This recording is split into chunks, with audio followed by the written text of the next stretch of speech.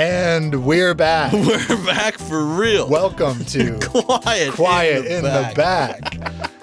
My name is Patrick William. I am Austin Jenny. And we are your beautiful hosts. That is right. Of the only film review podcast that you will watch in the world. In the world this week.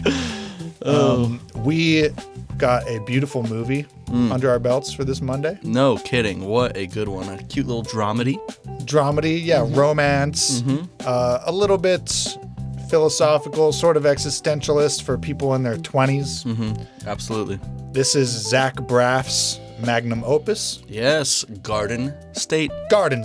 Yeah. 2004. 2004. Crazy. This was like kind of peak 2000s indie hipster, like what what was that movie with the girl with the baby? Juno. Pre-Juno, right? But like Juno wouldn't exist without Garden State. Yeah. You know what I mean? Yeah, absolutely. It was that kind of a movie. Just a movie for anyone who's ever felt unaccomplished. Yeah, unaccomplished, lost in their life, just kind of drifting. You know? Yeah. Yeah. If you've ever not really known what your next step in life is, or felt embarrassed or depressed about like how little you feel like maybe you've gotten done. Yeah. Or like, I mean, if you have an interesting connection to the weight of your past and your family. I mean, this movie would resonate with a wide variety of people. Yeah.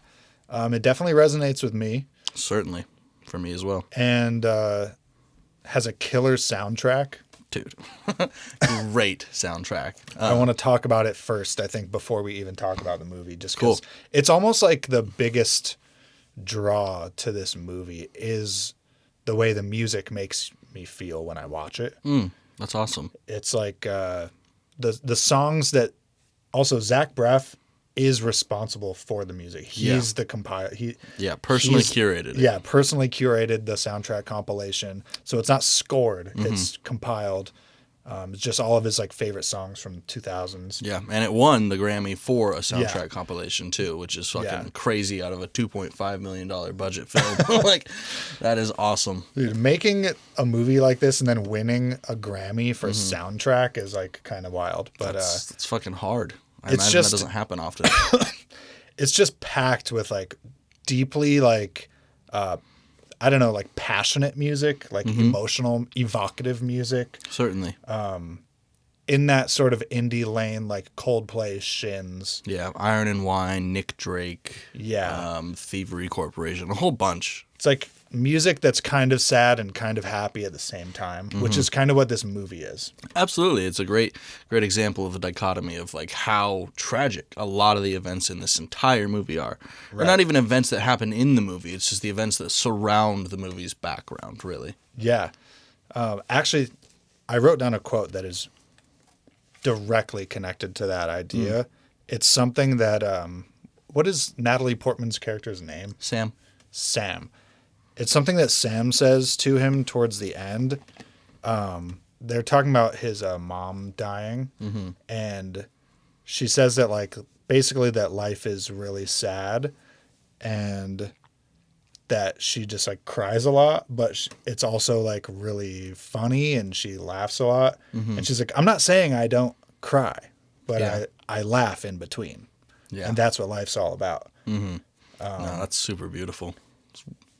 Yeah, it's a main theme, I think, of the movie is just that life is simultaneously very sad and hard and also very beautiful and like funny and you can have a good time between the bad times. And it can be infinitely rewarding and, you know, everything in between. Yeah. You know? Fucking good ass movie, dude. I'll tell you that much. Yeah. That's awesome that the soundtrack impacted you so much. I definitely want to rewatch it and pay more attention to the soundtrack this time because I was really lost in the plot. For sure. Of just needing to know what was going to happen between the two of them. You know? Even if you're not listening to the words of the songs, just like the sound choice and the the key that all the songs are in, like the progressions, it just like matches the mood of the scene so nicely. It picks you up or it like brings you down Totally. in just the right ways. Yes. But then if you do listen closely, the songs that he's chosen, oftentimes the lyrics specifically are like very pertinent to like what's happening in the movie. So he really like mixtaped the shit out of it. That's fucking awesome, dude.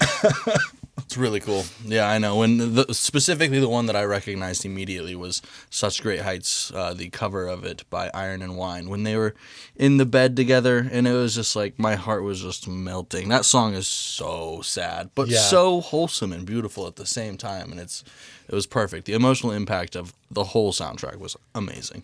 And for me, like the biggest thing that I like in the music is the Shins specifically. I love that band. And it was Garden State that like blew them up, at least for me.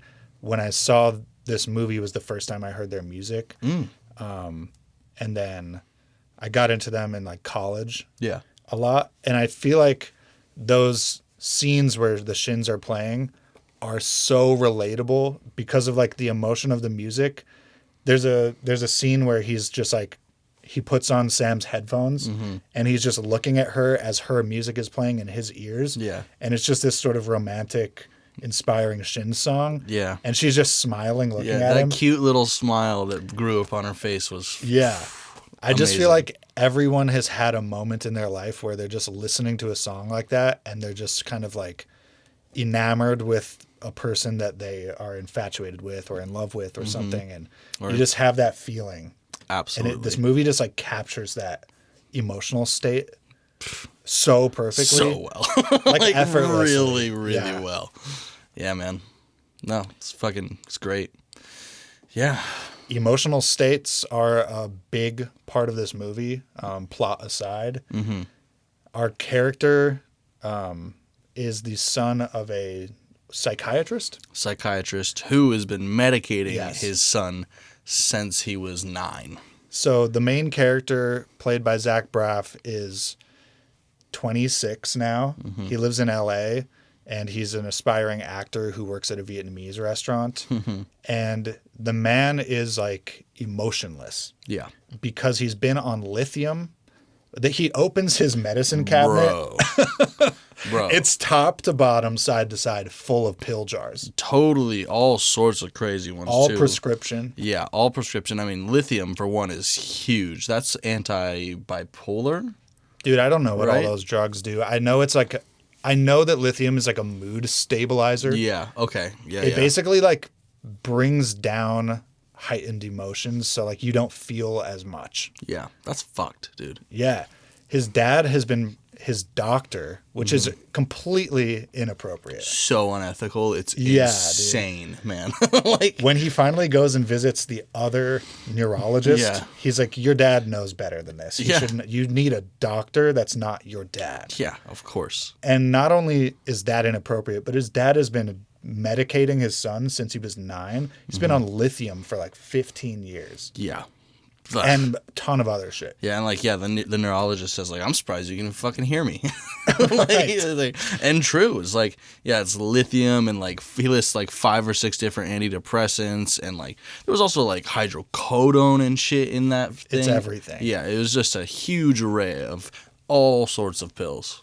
And this movie is taking place in a moment in his life where he's returning home from LA. And he leaves the drugs behind. Yeah, it's the first time he's been unmedicated since he was 9. Yeah.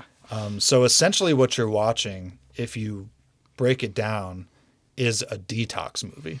Pretty much, yeah. This is a man in his 20s, like detoxing off of a bunch of emotion suppressant drugs for the first time in his life. And what you see over the course of the movie is like essentially a young adult like learning how to feel again. To feel in general. It's not even just love. It's not love. Grief, it's like, everything. He's like processing his emotions for the first time in his life. Like all the stuff that happened in his actual childhood from age 9 to 18, and then all the stuff in his young adult life when he's trying to live on his own, become an actor. he hasn't dealt with any of those emotions. Yeah.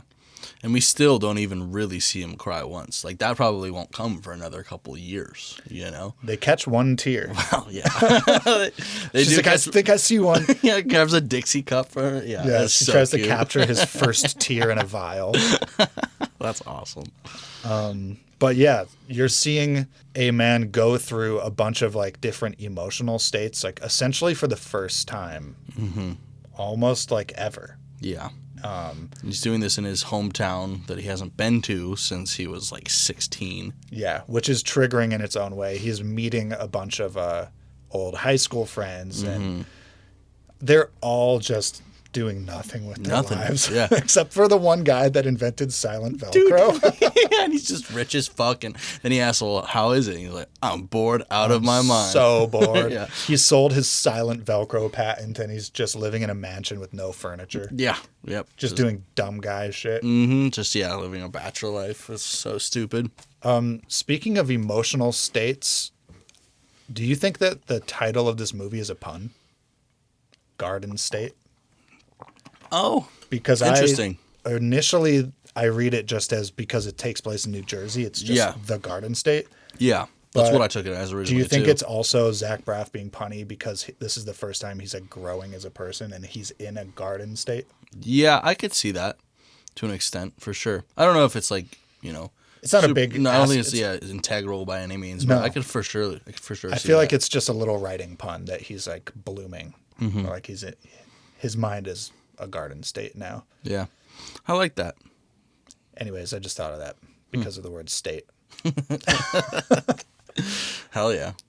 Yeah, I know, man. This movie deals with so much. Deals with family in a really interesting way, I would say. I mean, his relationship to his family in this movie is rough.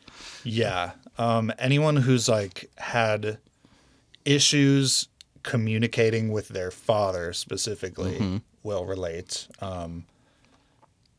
My relationship with my dad is like pretty good, but over my life we've had ups and downs of communication.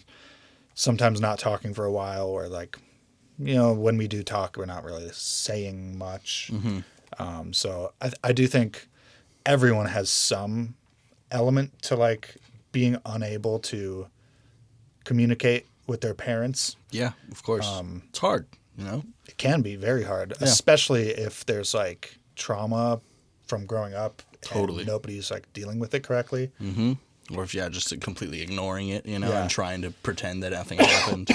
There's a point in the movie where his dad says, "Hey, I think we need to talk," and his response, it's very fast, and I think it's really easy to miss, but because he says it casually, but his response is, "Yeah, how? I mean, when?"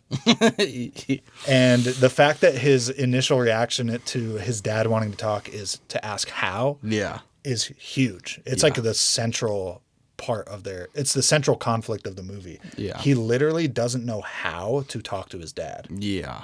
I mean, he's never done it. He's never done it, never been given the chance. It's not like his dad really seemed like he put that much effort into it either. Well, and his dad just completely blames him for the thing that happened. Yeah. So we say it. Yeah, let's just get it. It's sad. Yeah. Basically, he ended up pushing his mom over and accidentally paralyzing her from the waist down. Yeah. He was 9 years old and shoved his mom, and because she was depressed her whole life and was never happy. And he said he got frustrated with her as a kid, and he just shoved her like a little boy. Yeah. Whatever. He shoved his mom, but the dishwasher happened to be down, and she trips over it, and she's paraplegic for the rest of her life. Yeah. And then at the start of this movie, the events that trigger the beginning of this movie is that she dies, drowning in the bathtub because she's paraplegic, and like basically slips in. It's just an accident. Yeah. So the dad blames his son for sure for the paraplegia and I think the death too, because she wouldn't have drowned in the bathtub if she wasn't paraplegic. Yeah. When he turns 16, the dad sends him to boarding school basically to get rid of him. And he's been medicating him because his words were that he thinks he was dangerous. Yeah. As a 9-year-old, dude. Yeah. I could just, that really irks me. I'm pretty against medicating children like that. For sure. Like, in pretty much every circumstance, unless it's absolutely necessary, you know? No, the dad in this movie is a complete douchebag. He's completely unethical as a doctor, as a father. Yeah, all of it. Even up to the very end of the movie, in like the sort of the final conflict with the son, the son gets a bunch off his chest and like says what he needs to say to his dad. Yeah. But the dad just sort of has like a blank look on his face and never really like says anything correct back. Well, you know, he's probably medicated too. Yeah, he's probably abusing his own. Yeah, his own stuff. I would be pretty surprised if he wasn't. You know, but yeah, no, there's a serious lack of replication in that entire reciprocation in that entire scenario. So weird to watch him like flinch when he touched his chest. It's like, because the dad is like after they finally start talking for the first time ever, he says something to the effect of like, I think it's time that you like own up for what you did. Yeah. Forgive yourself for what you did. Yeah, forgive yourself for what you did. And the son's like, okay, you want to talk about what I did? Yeah. And he like dumps all of his trauma on his dad. But he's totally right. He says like, you know what I did was I was just a young 9-year-old boy who just got a little mad and shoved his mom. Yeah, and that latch was fucking broken. Yeah, it's the dishwasher latch that was broken that really like made her trip, and it's dumb luck that made my mom a paraplegic, not me. Yeah. And his dad like doesn't really say anything back. And then he lays into his dad for medicating him. Yeah. For not understanding. Yeah. Not for blaming him. Yeah, blaming and not trying to understand him. Yeah. Yeah, and at the end of that scene, like the dad doesn't like necessarily come around. No. And, like, he doesn't like acknowledge that he's right. Yeah, no, it's just the scene kind of just ends. Yeah. I think that's important. I think it's important that Zach Braff like wrote it that way. Because that's becoming an adult. Yeah. Like when you can tell your parent the truth and you don't need your parent anymore. Yeah. You don't need your dad's approval because you've forgiven yourself. You understand the truth of the situation. Yeah. You don't need them to. Yeah. It would have been nice if you did. Yeah. It's nice. It's not necessary. And our main character walks out of the room satisfied and like content with the way that went because he knows he's right and it's off his chest. Yeah. Whether his dad wants to get on the page or not is like his dad's personal issue. Yeah. And even he still is even quite gracious with him too. I mean, he's like, you know, we're going to be okay. Right. Yeah. It's like still, even after all this shit, it's like, he forgives his father too. Yeah. We're still growing. You're going to be fine. I'm going to be fine. Yeah. No, it's perfectly written in my opinion. Beautifully written too. I don't know, man. This movie's kind of hard to talk about. It's because, I mean, it really speaks for itself in a lot of ways, like you were saying earlier. And let's get one thing out of the way. The airport ending. Yeah. This is a rom-com in a lot of ways. And that airport ending just felt so cliche. Yes. And it made me cringe. Did it? Despite being heartfelt and like emotional and genuine, like I felt the resolution the way it was supposed to be, but it's just like how many rom-coms have done the thing where one of them they go to the airport to drop off one of them. Yeah.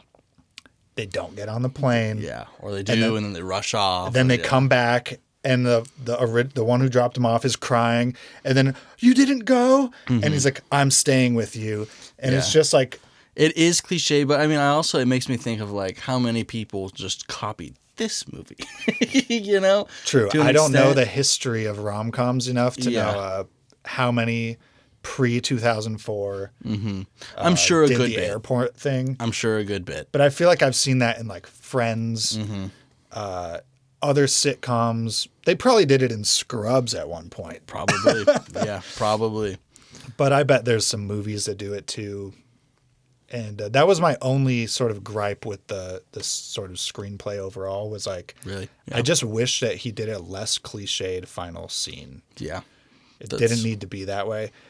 But it did totally fit in with the plot because he was only in town for a few days and he was flying back. So like, you do have to address the flight. Yeah. I don't think it really detracted from the movie, but I do understand that it was. I agree, though. It just took me out of it for a moment because I'm like, they're doing the airport thing again. Yeah.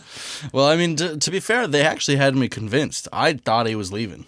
I really did. I was like, fucking. I have it written right in here. It says, why is he running?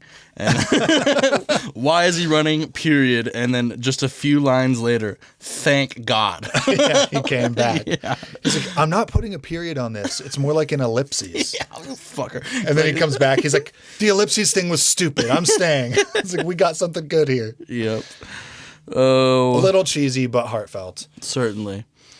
Oh, man. Some of the partying scenes in this movie were pretty funny. Yeah. I liked what's-his-face from The Big Bang Theory as the fast food knight. Yeah, medieval times night. Yeah, that was pretty funny.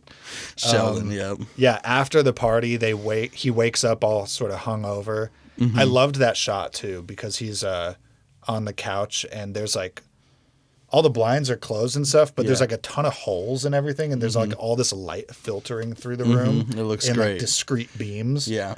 Just balls on his face. They wrote balls on his forehead. That was so funny. Okay, he doesn't know it, but they also wrote a bunch of stuff all over his torso. Yes. And then he goes to the neurologist to get, like, a CAT scan. And he takes his shirt off, and it says, like, pussy. Everything. There's and, like, dicks and stuff, like small dick with an arrow. Oh, it's all over his chest. He's got to be so embarrassed in front of that. And apparently that was all just that one dude's mom. She wrote it all. Which is very crazy. Funny. Yeah. The main friend, like the childhood friend who's, like, hosting this party that he goes to, when they wake up in the morning, his mom is there having breakfast with another one of their high school peers. Yeah. Who's banging the mom. Yeah, just openly. So it's this super awkward breakfast conversation where, like, the son and the old high school peer clearly don't like each other. It's like, I'm going to cut your head off if you don't leave. He's like, oh, what are you doing these days? Digging graves professionally? They're just judging each other. It's like, you're a medieval knights. You're a fast food knight. He's like, I won my first joust the other day, but it's not a big deal. It's all rigged. It's all set up. He's in a full suit of armor. Ugh. God, dude, I love that. The confusion on Zach Braff's face too when he just watches the knight walk by, and the knight has a bowl of cereal and just looks at him. Doesn't say anything and just keeps going, clanking around the living room. Yeah, that was super funny. I really enjoyed watching Natalie Portman ask him, so are you really retarded? Yeah. That was hilarious. Lot of hard R's in this movie. It was definitely before the reformation of the word retard. They meet for the first time at the neurologist's office. And so she's like, she recognizes him because he was in a movie. And in that movie, he played a mentally handicapped person. Yeah. And she's like, so are you really retarded? Yeah. She's like, I can't. He's like, no. She's like, wow, I can't believe you had me convinced. He's like, if there was a retarded Oscars, you would win it for sure. Dude, that was so fucking funny. Yes, that was really good. She is an interesting character. I think that Natalie Portman did a really good job in this one. Yeah. You don't know why she's at the office at first. She lies. She lies right away. Says she's there to pick up a friend, but then the nurse gives away the game. She's like, we'll see you next, Sam. Don't worry. Yeah. And he looks back at her and they make eye contact like, okay, yeah, I lied. Yeah. Yep. And then her compulsive lying is like a big facet of her personality. Yeah. She does it when she's nervous and just like randomly lies about unimportant things. Yeah, very pathological. It's totally weird random shit too. It's just like a defense mechanism for when she like doesn't know what to say. I think she just gets uncomfortable and just like lies to keep the conversation going forward. She's a very fast talker. Yeah. She's very quirky, Definitely. I love the scene about, like, doing a unique thing. Yeah. And she gets just, like, makes this weird sound and moves her body all crazy. And she's like, anytime I do something that makes me feel unoriginal, I have to get up and do, like, something completely random. And so I know for a fact that, like, I'm the only person that has ever done this thing in this place. I wrote down the quote. She says, "You just witnessed a completely unique moment in human history." Which is a cool way of thinking about life. It is. It for sure is. It's very fun and lighthearted, but it's also so silly.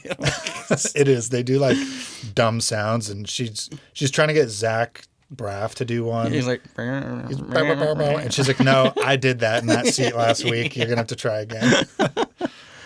oh. She has a adopted African brother named Datembe, who is highly impressive. And he's kind of just like, I feel like on first watch, he's just there to be comedic. Yeah. Because it's, like, weird and quirky that you would have an African, like, adopted brother. Like, how random is that? Yeah. It's so funny. Look at my brother Datembe. Yeah. But really, he's, like, very accomplished. She says something about how, like, he used to be one of those kids with the flies on his face in the infomercial. Yeah. And now he studies at Rutgers for, like, criminal justice. And he's, like, doing a fingerprint test in the living room to find out. On his GameCube. He's like, one of you is pissing on my GameCube and I'm breaking the case.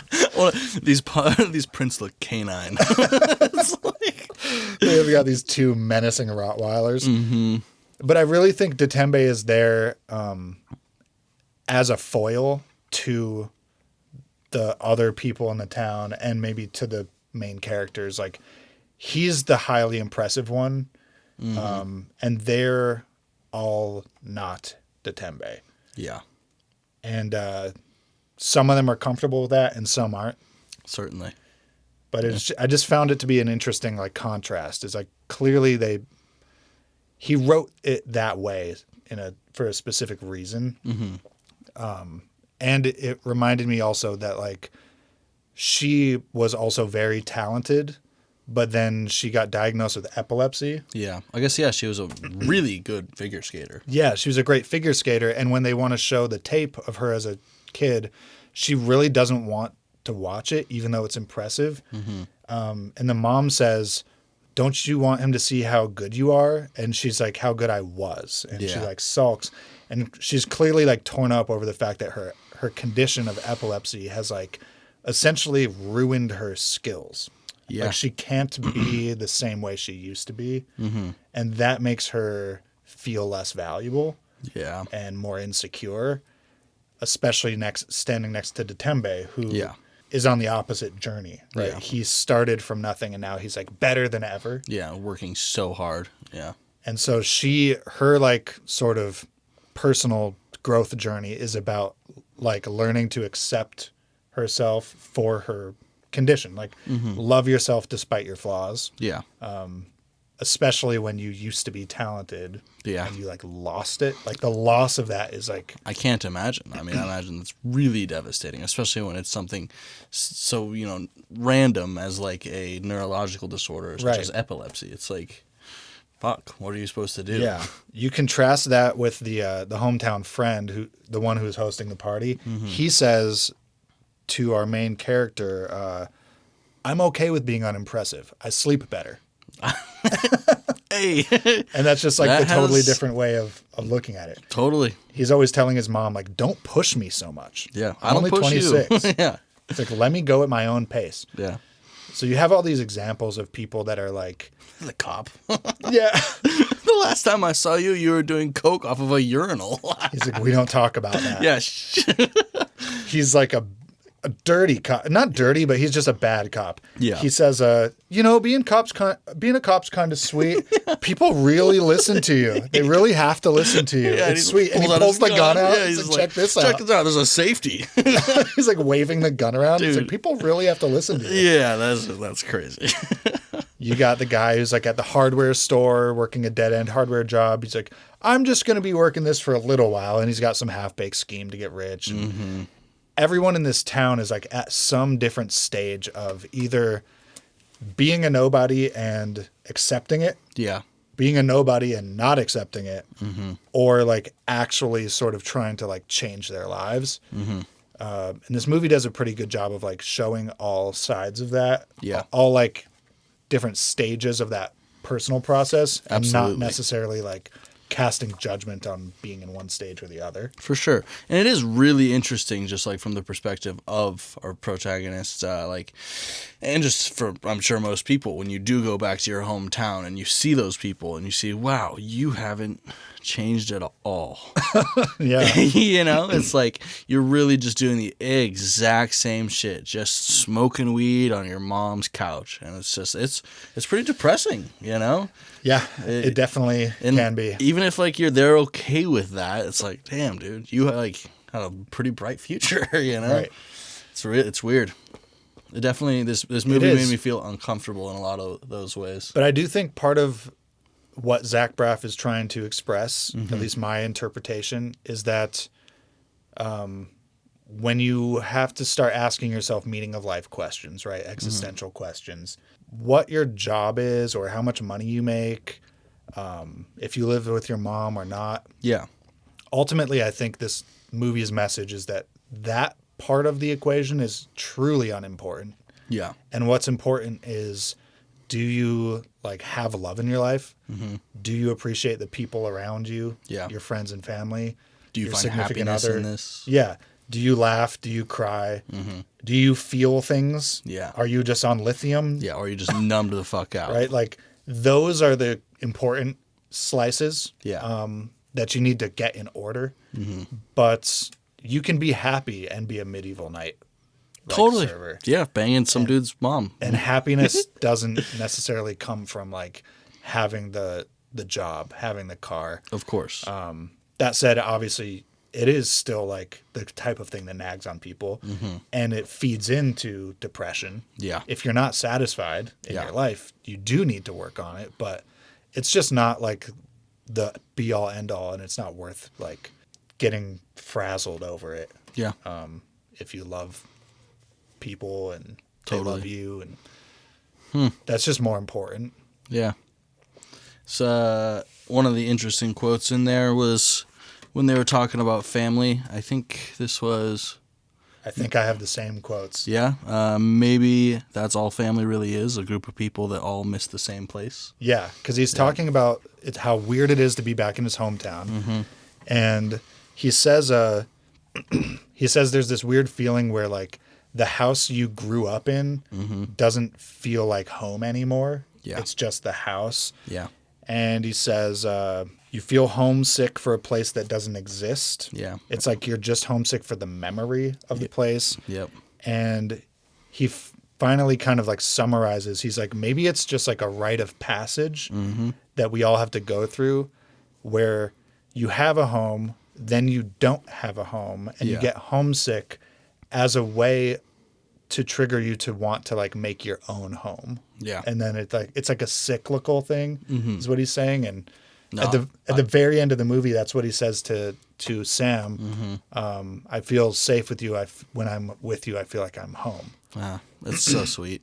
That's a lovely thing to say to somebody. The idea of like building a family, going from being the kid in your parents' home, right? Growing up, and now it doesn't feel like home anymore. Yeah. And then meeting someone you love, starting a new family, and like creating a new home is, I mean, I resonate with that 100%. I believe it. You know, my parents got divorced when I was like in my early 20s.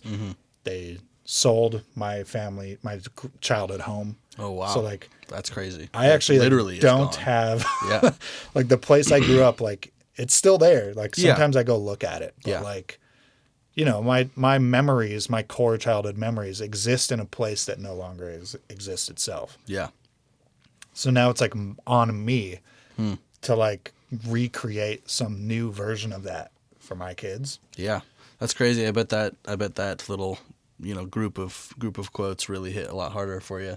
That's wild. For sure. Anyone with a scenario similar to mine is going to get emotional at that type of a scene. For sure. If you've got divorced parents or God forbid, a dead parent, Mm-hmm. A bad distant relationship with one of your parents, or Yeah. all that type of stuff, the complicated, messy family stuff. Mm-hmm. This movie is all up in it. You are going to feel something. You're in it now. Yeah, no kidding, dude. That's crazy. I loved the whole message into the void scene, the whole boat on the edge of the abyss. That's all very full of symbolism. One of my favorite quotes during that exchange was when he was leaving, and he says, "Hey, Albert, good luck exploring the infinite abyss." And all he says is, "Hey, you too." I've got it written down right there. Right there, baby. Dude, that was my favorite quote. I love that, dude. Far. The response. Yep. Hey, man. You too. Yeah. Like, we're both exploring the infinite abyss of our minds. Yeah, of our minds and of life and all of it. Yeah. No, I loved that quote. I hadn't spent much time, like, thinking about the metaphor of that scene. Mm-hmm. I know it's there. I just haven't, like, grappled with it yet, but you want to talk about it? The void, the infinite abyss. I mean, yeah. They end up like literally screaming into the void. Yeah. It's in the rain too. It's like raining on them. They're wearing trash bag ponchos. Yeah. Yeah. I mean, it's hard to talk about, man. I don't know if I truly have grappled with it either. It just seems very pertinent. It does feel often in life that you are screaming into the void, and to see it visually represented as a physical thing that they're doing. It's like this giant rift in the ground in New Jersey that apparently actually exists, and they really filmed there. Yeah, almost this entire movie was filmed like where he grew up in New Jersey. It's like some sort of geological phenomenon, and in the movie they say they were trying to build a mall there, but then once they broke ground, all the ground like collapsed away, and they basically discovered this like mini Grand Canyon like rift. Yeah. And now it's all tied up in litigation. But they're like going down physically into that rift because there's like a person that lives there who's like guarding it. Yeah, and he lives on a boat too. He lives in a houseboat that's parked. Yeah. Which is like an ark. He even says, I always like the joke that if this was an apocalypse, that like an apocalyptic flood or something, that I'd be able to ride it out on my ark. Yeah. I mean, I think like they don't go in detail or in depth into the ideas of existentialism, but I definitely think that's what Zach Braff is getting at here. Once you like abandon religion, and even earlier in the movie, like Sam says she doesn't believe in God. Yeah. Once you like sort of let go of external sources of meaning, whatever those might be, could be just things your parents taught you when you were a kid, or it could be your Bible. Once you have none of that left and you take on the responsibility, like the personal weight of like reestablishing your own sense of meaning. Yeah. Asking those questions. It is an infinite process, and it forces you to grapple with like the immense weight of all of life and like the whole universe all at once. You have to ask, why am I here a bunch of times? And like, you don't always have an answer, but like sometimes you do. And then sometimes it goes away, and then sometimes it comes back. And yeah, very much so. It feels like you're kind of just yelling it into the void, asking these questions to the void too. Because often you'll ask those questions and have just no fucking idea. Yeah. I thought it was really beautiful that the family that lives in the boat, Albert and his wife and his kid, what they talk about how important that is to Albert, I think it's a great visual representation of that sitting on top of the abyss. It's just right outside. It's hit to him. All that matters is in that little boat. They've built their little life. He has a baby with his wife. So these are fundamentally like optimistic people that are moving into the future together. They're like growing, starting that family. They've got their home. They're anchored in a way. Which I guess is appropriate that they're on a boat. Like they're anchored into their beliefs and reality, their set of things that give them meaning. They're like above the void. Yeah. Right. Just floating above it. Yeah. It's pretty cool. Yeah. I thought it was great. Great design, great fucking writing of the whole scene. I love that just like the arc of him detoxing off all the lithium and stuff, he just gets more and more in tune with the way he feels throughout this movie. Yeah. And by the time you get to this sort of climactic scene, he's like finally standing up in the rain, like screaming. Yeah. No, I know. Right after he says, "Hey, you too," he doesn't even say anything. He's just like, shakes his head in the rain. And then his friend and Sam join him. Yeah. Yeah. Oh man, his friend's gesture was really sweet.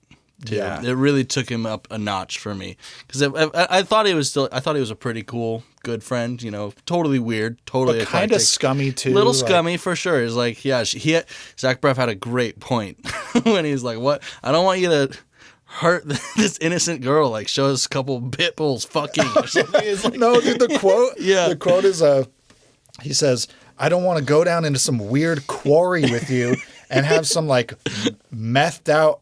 Like whatever, doing whippets or watch two pit bulls rape each other. Yeah, it was pretty crazy. I was laughing about the idea. I know that rape isn't funny. Of course. But I was laughing about the idea of two things raping each other. Yeah, two pit bulls. That it's like logically impossible for two people to rape each other, right? Yeah. Like competitive aggressive. Oh, I just couldn't get past the fact that he said we were gonna watch two pit bulls rape each other or something. It's fucking cracked crazy. me up, dude. Yeah, the friend like takes him.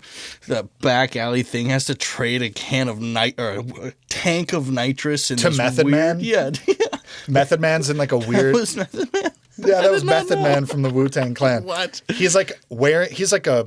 It's a concierge or whatever. Yeah, the concierge. She's wearing like a butler's uniform with like the hat and the button-up shirt. Yeah. And he's behind this weird like theater watching like a porno. Yeah. Well, no, I mean, I think that was in a hotel. It was like a back alley of a. Okay. Like there's like a service hallway or something. And there's like holes drilled into rooms and stuff that people can look into. They're like looking into the rooms, but they're watching porn in one of them. Mm-hmm. And Method Man's like, after their conversation gets a little heated, he's like, "Hold up.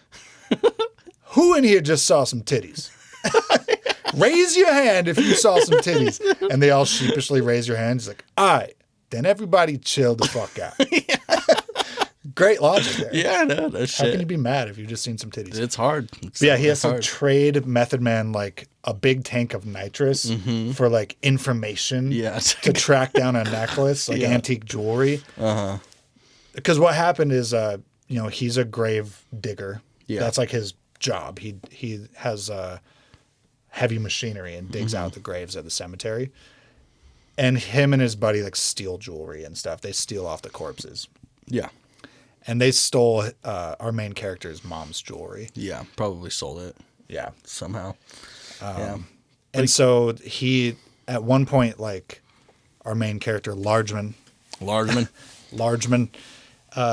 he sees his friend stealing someone else's jewelry, and they have this like long, prolonged eye contact where they're both recognizing the fact that like, okay, he's like, "You probably stole my mom's jewelry," and then the guy's saying with his eyes alone, he's like, "Yeah, I stole your mom's jewelry." Yeah. And so he goes on this huge like odyssey through the quarry and through Method Man's weird porn hotel to like go track down an antique jewelry. Like this guy is like essentially like a trader of antique jewelry. He's like a fence, like a stolen goods, but also like protects geological formations. That's a crazy life, bro. He's a geological protector who also fences stolen antique jewelry. That's lit. But they track down his mom's favorite necklace, and he returns it to him as a gesture. And it's moving. It's like everything he needed to do to like make sure their relationship was on good footing, and that there's still trust there. Mm-hmm. I'd say that they're probably much closer after that than they ever were before, too. Right. Yeah. No, it was great. It was beautiful. Yeah. It's a real like, "I got you, bro" moment. Like I'm holding you down. Like, I may have stole your mom's shit. Like, I didn't know that was your mom at the time. Yeah. But I'm gonna get it back. Yeah. No, for you. That is super cool. Got any more quotes in there? Just one. Natalie Portman says to him after that screaming, I think, or like they're crying again. Something sad happened. I forget the context, but she goes, "That's just life, man. It's real. Sometimes it fucking hurts, but it's all we have."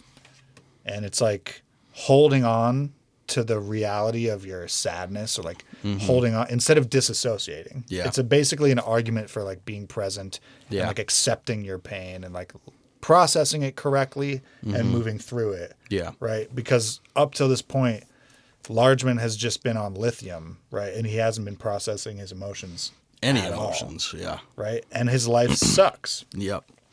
Yeah. The opening scene like tells you everything you need to know where he's like on that airplane. Yeah. It's crashing. It's crashing. Everyone around him is freaking out, getting oxygen masks, and he's just sitting there. Yeah. Goes, adjusts the little dial of air. Feels Emotionless. Yeah. Blank face, just looking around.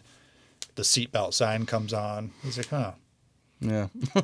Right. That's him in the chaos of the world, not reacting, not feeling, not like participating in life. Yeah, then he just wakes up in that like blank white room too. It's just all his whole life seems like shit. That fucking job seems like shit. Dude. The job scene was funny as hell. Oh, dude, you have bread? She's like, I'll just have some bread. He's like, we don't have bread here. She's like, what kind of restaurant doesn't have bread? He's like, we're a Vietnamese place, so we just don't have we just don't have that here. Go get me some fucking bamboo or something then. It's fine, yeah, some bamboo, whatever. Just something to chew on. Yeah. Ooh.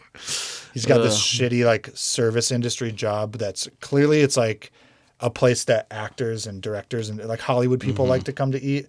So all the aspiring actors get service jobs there so they can try to meet people and network.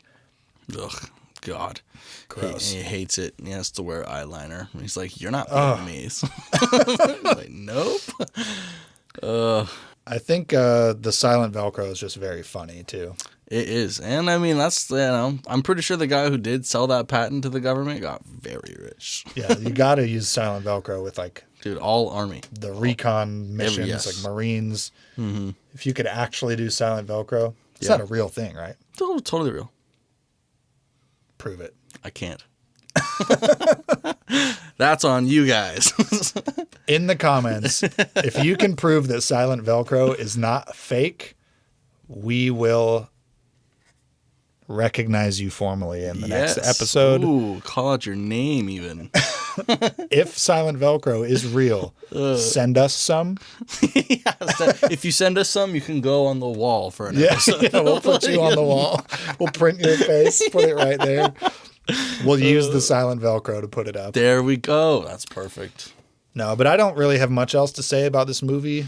Me neither, man. I don't think it needs like a ton of analysis or anything. It's pretty like clear what it's about. Yeah. It delivers its message really well. Absolutely. It's artistic, poetic, and full of symbolism, but it's not like opaque. It's not obscure. No, it's actually rather transparent. You can really, it's not hard. Most people who even have like trouble with symbolism could probably pick it up. Yeah, you're going to be able to get this. Absolutely. It's emotional. It's romantic. It'll make you think about the meaning of life, the value of love. So it checks a lot of boxes for me for like being impactful and moving. You know, which is a big criteria for me for like making it to 10 status. Yeah, absolutely. I don't think this is a 10. It's not a 10, but it is a 9. Yeah. I think it's a 9. Yeah, it's a solid 9. And I can't necessarily describe why it's not a 10 personally. But it's a really strong 9 for me. I have pretty much no gripes with this movie. I guess some things could have been a little cleaner.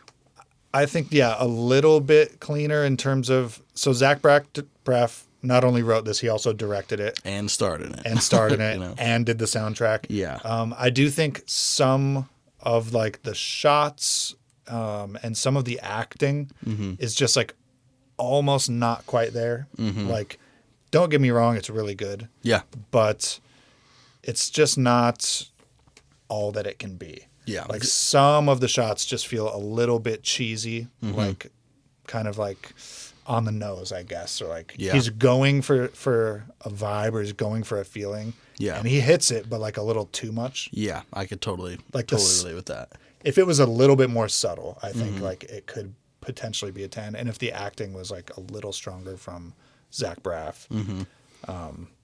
Yeah. But that being said, great fucking It's still very yeah. good. Absolute banger of a movie. We're talking about things that take you from a 10 to a 9, not from a 9 to a 6. Yeah. These aren't big Yeah. issues. These are the final 5% things. Totally. The great movie. Yeah, man. I'm not a huge rom-com guy. Yeah. I never will be, but occasionally. Yeah. Yeah. I like it when it's like meaningful and it has a little more to say than just this is a cute love story. Ha ha. It's You know which one I haven't seen, which I know we have to watch? Which one? Lost in Translation. I would love to. I haven't seen it either. That's another one that is like considered a classic. Mm-hmm. Is that Bill Murray? I don't know. Can't remember. Let us know in the comments. I think it is. It's like a Scarlett Johansson. Bill Murray? Bill Murray? Huh. Maybe. Crazy. And he's like traveling to Japan. He's like a businessman. Let us know. We'll watch it eventually. Damn right. It'll be on our list. We have like 3 years of lists, so it'll get on there. This movie gives you a lot more than just romance comedy. Like it's a deeper movie. It's also just a straight up comedy. It's very funny. It definitely is. I watched it alone, and it was like I was laughing. Dude, the wallpaper shirt, dude, that he wears, just his face. This is so. His aunt is like, "I made you a shirt." I made you, and he's like, "Oh, great." And she's like, "Will you try it on?" He's like, "Now?" She's like, "Yeah, so that I know in case I need to change it to make it fit. In case that way we don't see you for another 9 years." Yeah, making him feel like shit. Yeah, at his mom's funeral, dude. She's so Jersey too. She's like, in case we don't see you for another 9 years. Yeah, dude, was she singing? Oh my god. Once, twice, 3 times the lady. Yeah. It's so rough. It's crazy, man. Ugh. But he tries the shirt on. She's like, "I made it from leftover fabric from your mom's remodeling." Yeah. And it just shows for like a 5-second clip of him wearing the shirt, standing in front of a wall, blending in perfectly because it's the exact fabric. And it's just his numb ass face. Just like, a lot of visual gags, a lot of good comedy, but totally. Yeah. Hell yeah, man. Well, please like, subscribe, share this with your friends and family. Leave us a comment, interact with us. We will write you back. Hell yeah. And thanks for listening all the way to the end. Yeah. This has been Quiet in the Back. Shh.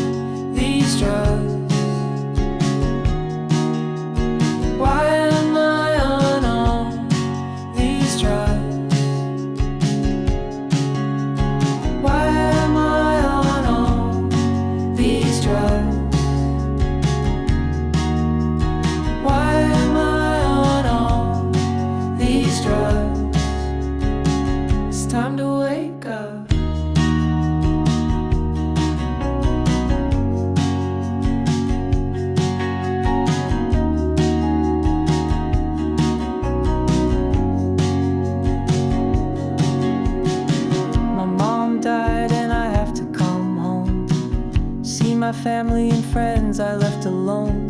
Living in LA wasn't very great. Maybe life is better in the Garden State. I met a girl on the second day, and I haven't taken drugs since I left LA. Learning how to feel, and it's all so real. Drugs kept me numb, what a bummer deal. I'm in a garden state, grow and feel again. I'm in a garden state, falling in love with what's real again.